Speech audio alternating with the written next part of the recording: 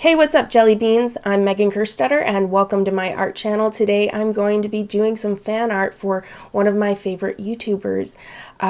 So anyway, I'm kind of actually really nervous about this video because I know she'll watch this and I'm like hoping that I do a good voiceover, and I've tried multiple times now to say what I want to say, but I keep getting all caught up in, oh no, she's gonna see this. But anyway, today I'm doing DrawingWiffWalffles OC, or Rin's OC Wheels.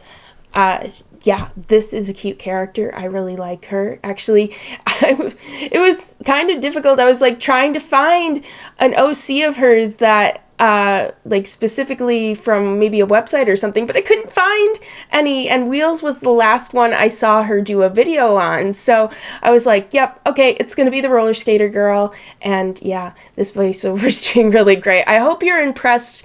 Can I call you Waffles? Because I think that's really cute. I think Rin's a cute name, but I freaking love the idea of just calling you Waffles. Anyway,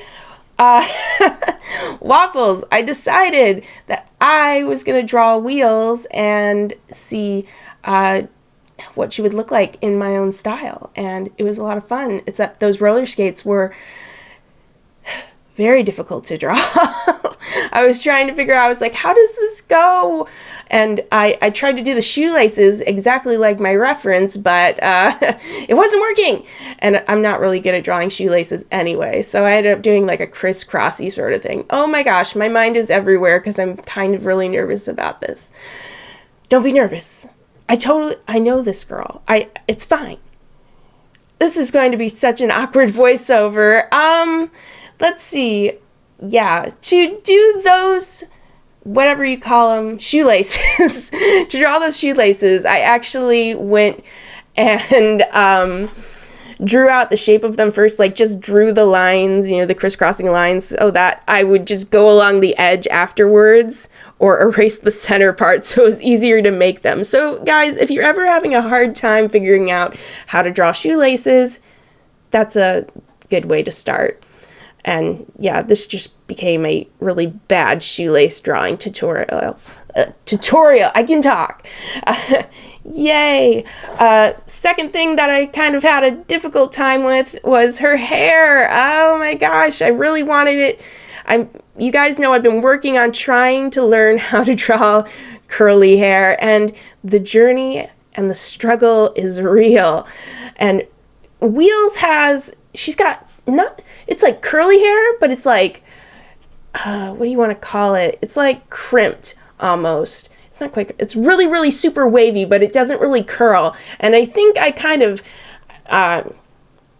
didn't quite get that in my image, but I did the best I could.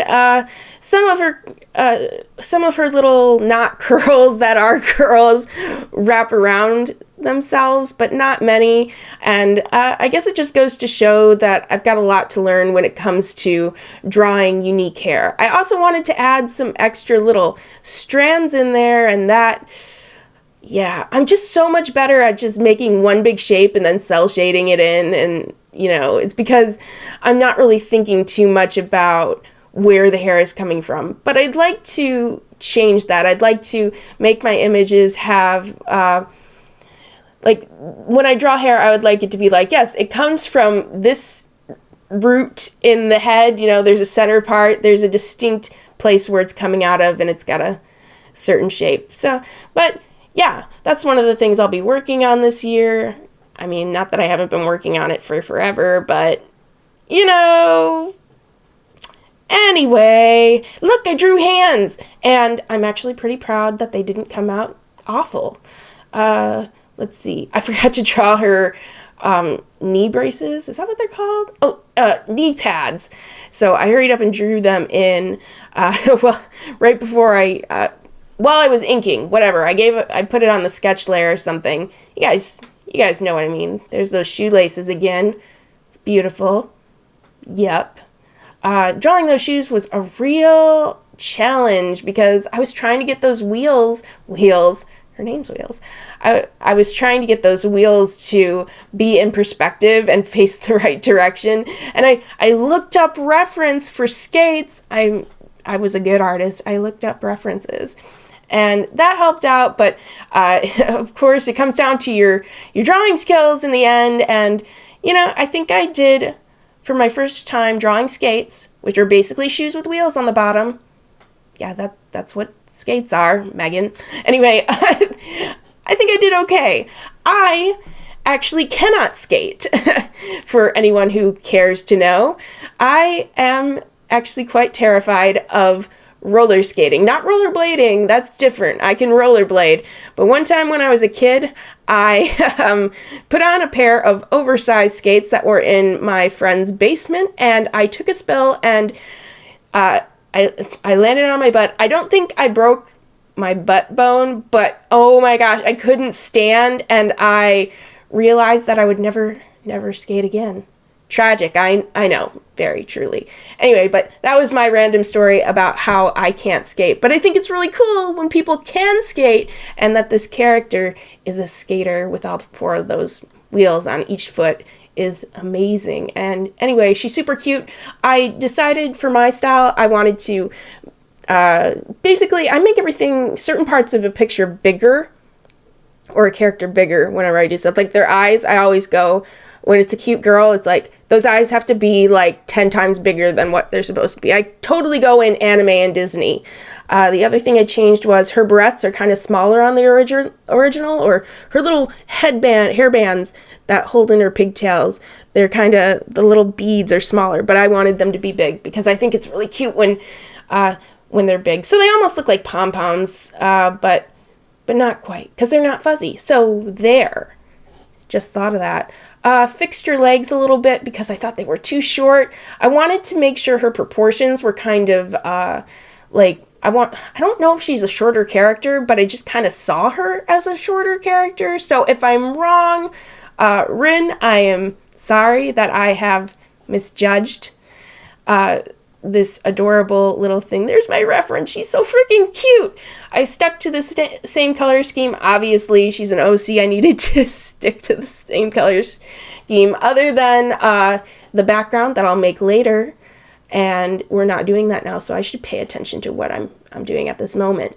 Let's see. I'm working on her skirt. I actually thought she was wearing shorts at first, but I'm pretty sure she's wearing a skirt. If I'm wrong, I apologize. But she looks really cute in it, so I guess it works. The background, I decided, instead of doing pink and gold or yellow, I decided to actually go with more of a complementary color than the original. So I did blue, which makes all the yellows on her stand out. Also, she's really warm, so she's got all these browns or reds, and that also makes her pop right out. And yeah, I'm really trying to just get her silhouette to stick out. I think I achieved that. I'm pretty sure she's darker. I mean, she's darker, or her face and hair are dark. I know what I'm saying. Her hair that's framing her face is dark, and her face is light, and then behind her, that big blue circle is light. So it's giving a lot of nice contrast and drawing your eye to the focal point, which is her beautiful smile. I love drawing her little teeth. I think the little gap in her front teeth, I think that's what it is. Anyway, I thought it was super cute, so I added it because I thought it was adorable. And yeah.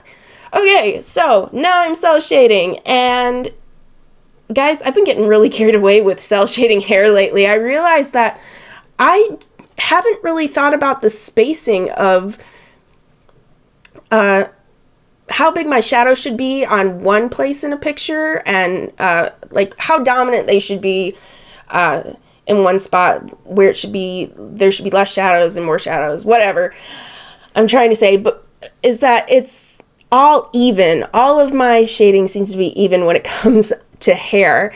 And I actually did all of that and tried again, but I didn't like it when I tried again. So then I used what I had already done as a base and just filled in some of the areas to have some more darker parts. You'll see it in a minute.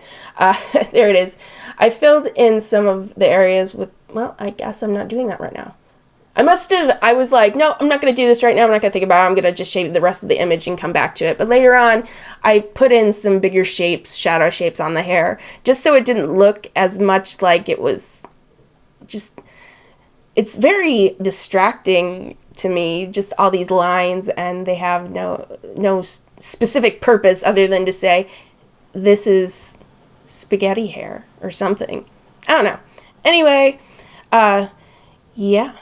Always playing with my cell shading, trying to figure out where the shadows go. I really should have, I should have made a 3D model in Blender and then put a light on it so that I could know exactly where I would be shading. But, you know, I like to do things the hard way.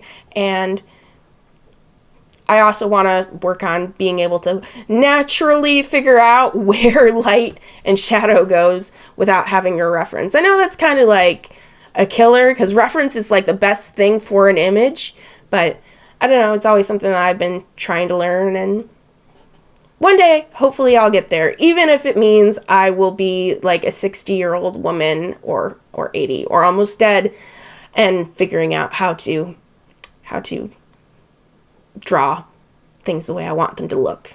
Yeah, I lost my train of thought. Woohoo. Anyway, let's see. I remembered to draw her lip color in. I forgot for a little bit. I was debating whether I was going to put her little kind of like lipstick on or not, but I think she looks really cute with it, and I love it, and I love that it almost looks like she's wearing lip gloss because of that little shinies, the little shinies that I put on there. So that made me really happy. Putting the hair highlights in was another challenge, because I'm trying to figure out how I want to paint my hair, and it's just been really weird lately. Anyway, usually I try to keep my light color off of where my shadows are, but lately I've been saying, whatever, I'm just gonna try and figure it out and put it where I want. And I don't know if that's been very successful, but I'm like half on, half off. But it's still pretty good. To make this image more interesting, I pulled out that texture watercolor brush again and went over the layers with an overlay and I think a multiply layer. And yeah, man, the end of these videos comes so freaking fast. Pardon my French. Anyway, yeah, that's the end of the video. I hope you guys enjoyed it. Thanks for watching. If you guys have not seen Drawing with Waffles, you gotta go to her channel because it's awesome. She's adorable. Yeah, I'm not like low-key a fangirl or anything. Thank you for watching. I hope you enjoyed the video. You guys are awesome, and I can't wait to hear from you in the comments, and yeah. Let me know what you think, and I'll see you later. Oh yeah, and Waffles, I really hope you like the image. Okay, now I'm really gone. Bye!